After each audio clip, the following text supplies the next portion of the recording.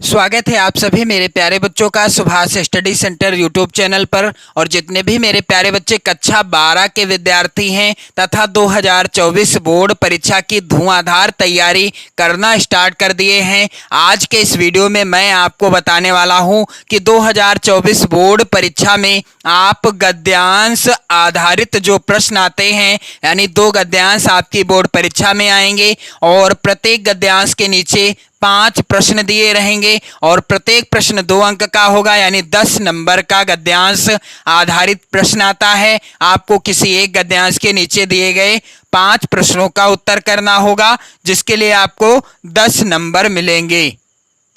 तो मेरे प्यारे बच्चों, यहाँ पर मैं आपके लिए लेकर के आया हूँ गद्यांश आधारित प्रश्नों को सॉल्व करने का तरीका बताऊंगा और महत्वपूर्ण गद्यांश भी लेकर के आया हूँ। तो यहाँ पर आप लोग देखेंगे गद्यांश क्या है। जंगल में जिस प्रकार अनेक लता वृक्ष और वनस्पति अपने अदम्य भाव से उठते हुए पारस्परिक सम्मिलन से अवरोधी स्थिति प्राप्त करते हैं, उसी प्रकार राष्ट्रीय जन अपनी संस्कृतियों के द्वारा एक दूसरे के साथ मिलकर राष्ट्र में रहते हैं।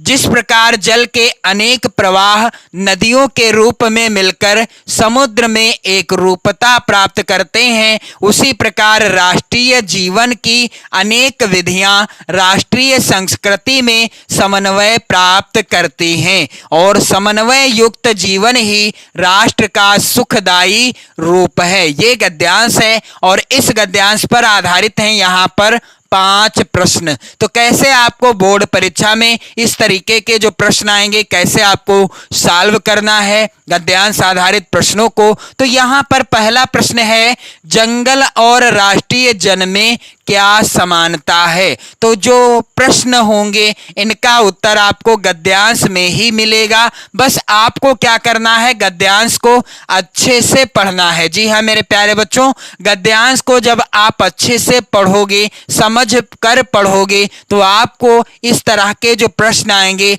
सभी प्रश्नों का उत्तर गद्यांश में ही मिल जाएगा। अलग से कोई ट्रिक लगाने की कोई जरूरत नहीं है। तो मेरे प्यारे बच्चों, यहाँ पर प्रश्न है, जंगल और राष्ट्रीय जन में क्या समानता है। तो उत्तर क्या होगा। सबसे पहले आपको क्या करना है, जिस भी गद्यांश के प्रश्नों का उत्तर आप लिखने जा रहे हो, सबसे पहले उस गद्यांश के शुरुआत के शब्दों को और अंतिम के शब्दों को जरूर लिख लेना है। जैसा कि यहां पर आप लोग देख पा रहे हैं, मैंने लाल पेन से लिखा है गद्यांश के शुरुआत के शब्दों को, लेकिन आपको काले पेन से लिखना है।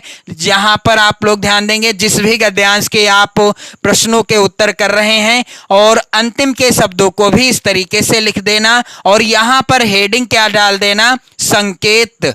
क्या हेडिंग डालेंगे आप, संकेत के रूप में हेडिंग आप डाल देंगे। फिर यहां से गद्यांश के शुरुआत के और अंतिम के शब्दों को लिख लेना। फिर इसके बाद आप प्रश्नों का उत्तर करते रहिएगा। तो यहां पर आप लोग ध्यान दीजिएगा, गद्यांश का पहला प्रश्न क्या है, जंगल और राष्ट्रीय जन में क्या समानता है। तो गद्यांश को जब आप अच्छे से पढ़ोगे, यहां पर आप लोग ध्यान देंगे, जंगल में जिस प्रकार अनेक लता वृक्ष और वनस्पति अपने अदम्य भाव से उठते हुए पारस्परिक सम्मिलन से अवरोधी स्थिति प्राप्त करते हैं, उसी प्रकार राष्ट्रीय जन अपनी संस्कृतियों के द्वारा एक दूसरे के साथ मिलकर राष्ट्र में रहते हैं। क्या समानता है, सम्मिलन का भाव है, यानी सम्मिलित रूप से रहना जंगल और राष्ट्र के जन में, यही समानता है। तो यहां पर उत्तर आपको लिखना कैसे है कि जंगल और राष्ट्रीय जन में यह समानता है कि इनमें विविधता होते हुए भी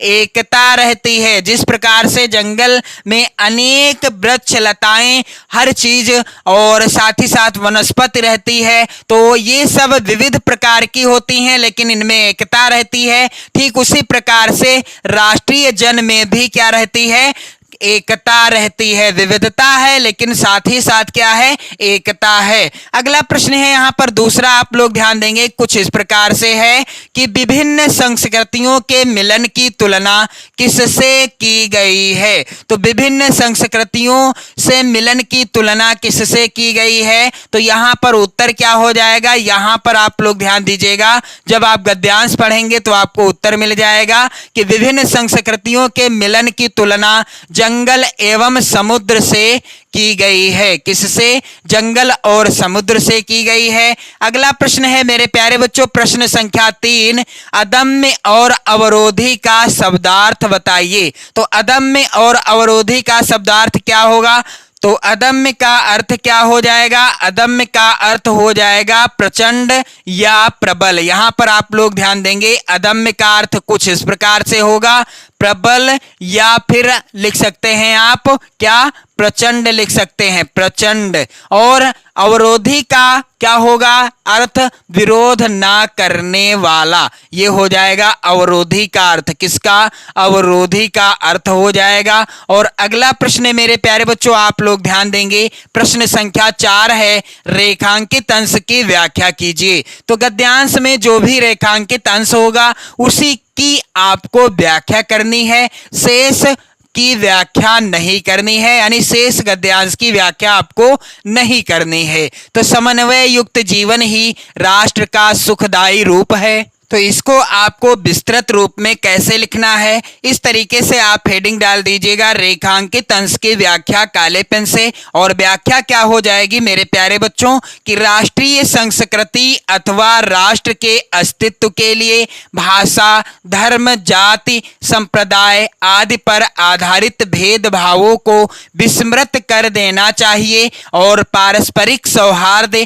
एवं विविधता में एकता की भावना का परिचय देना चाहिए। और इस प्रकार की समन्वयात्मक भावना के परिणाम स्वरूप ही किसी राष्ट्र के नागरिक सुखद जीवन व्यतीत करने में सफल हो सकते हैं। प्रश्न संख्या 5 यहां पर आप लोग ध्यान देंगे, उपर्युक्त पाठ का शीर्षक एवं लेखक का नाम लिखिए। तो इसका उत्तर क्या होगा, इस तरीके से शीर्षक का नाम क्या है, राष्ट्र का स्वरूप, और लेखक कौन है इस पाठ के, डॉक्टर वासुदेव शरण अग्रवाल जी। तो इस तरीके से आप किसी भी गद्यांश पर आधारित जो प्रश्न आएंगे आप आसानी से कर लोगे। सबसे पहले आप गद्यांश को अच्छे से पढ़िएगा, गद्यांश को आपको अच्छे से पढ़ना है, फिर आपको गद्यांश आधारित प्रश्नों का आंसर गद्यांश में ही मिल जाएगा। और साथ ही साथ मैं आपको अन्य महत्वपूर्ण गद्यांशों पर आधारित इसी तरह के वीडियो भी प्रोवाइड करा दूंगा।